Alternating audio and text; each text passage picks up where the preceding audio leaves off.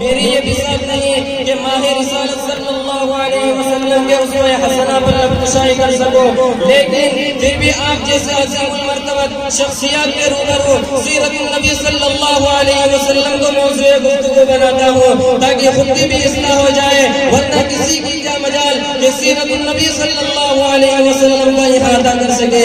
جیسا کہ شاعر رسول حضرت حسان رضی اللہ تعالیٰ عنہ کا شعر ہے جو انہوں نے اپنی مجبوری میں فرمایا، ما ان مدحت محمدا بمقالتی ما ان مدحت محمدا بمقالتی ولكن مدحت مقالتی بمحمدی۔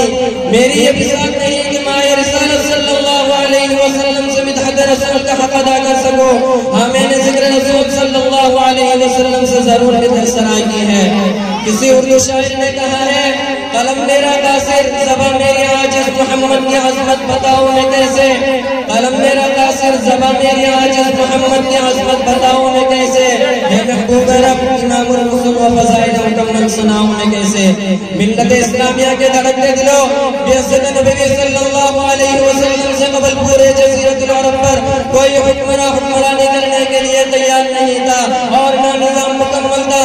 عدالت، دیانت، امانت و عزت، صلاح و تقویٰ اور زہد و ورع کا جنازہ نکل چکا تھا، شرافت و عزت کی گلیاں مرجھا چکی تھی، شرک و ضلالت کی تاریخیں ہر سمت نظر آ رہی تھی، چاروں سمت سے بس ایک آواز سنائی دے رہا تھا، ایک والا آ گیا، ایک والا آ گیا، وہ آ گئے تو آ گئے دنیا میں انقلاب، وہ آ گئے تو آ گئے دنیا میں انقلاب، اجڑا ہوا چمکتا گلستہ کر گئے۔ میرے قلب و جگر کے ساتھیوں، حضرت آمنہ خود فرماتی ہے کہ میرا نور نظر لخت جگر اس وقت تو کلام نہیں کر سکتا تھا، لیکن انگشت شہادت سے کچھ اشارہ کر رہا تھا۔ وہ اشارہ کیا تھا؟ وہ اشارہ اشہد ان لا الہ الا اللہ کا اشارہ تھا۔ قلب آمنہ میں مسرت و خوشی کی حد نہ رہی جب محمد صلی اللہ علیہ وسلم کی اداؤں کو دیکھا، لیکن کچھ غم کے اثرات بھی ہے۔ فرماتی ہے کہ کاش آج عبداللہ ہوتے تو اس لخت جگر کو جو چاند سے زیادہ خوبصورت ہے دیکھتے کتنا خوش ہوتے اور کھلونا وغیرہ لاتے۔ غیب سے آواز آتی ہے، یہ آمنہ فکر مت کرو، میں اس کا رب و مربی بھی، استاد بھی، سب کچھ میں ہوں اس کا۔ اگر یہ بچہ کھلونا مانگے تو چاند کو کھلونا بنا دوں گا، اگر سیر و تفریح کرنا چاہے تو معراج پہ بٹھا لوں گا، اگر کوئی کلمہ شہادت طلب کرے تو پتھروں سے کلمہ پڑھا دوں گا۔ اس کے بعد عبد المطلب آتے ہیں، سوال کرتے ہیں، یہ آمنہ کو انعام سوچا ہے؟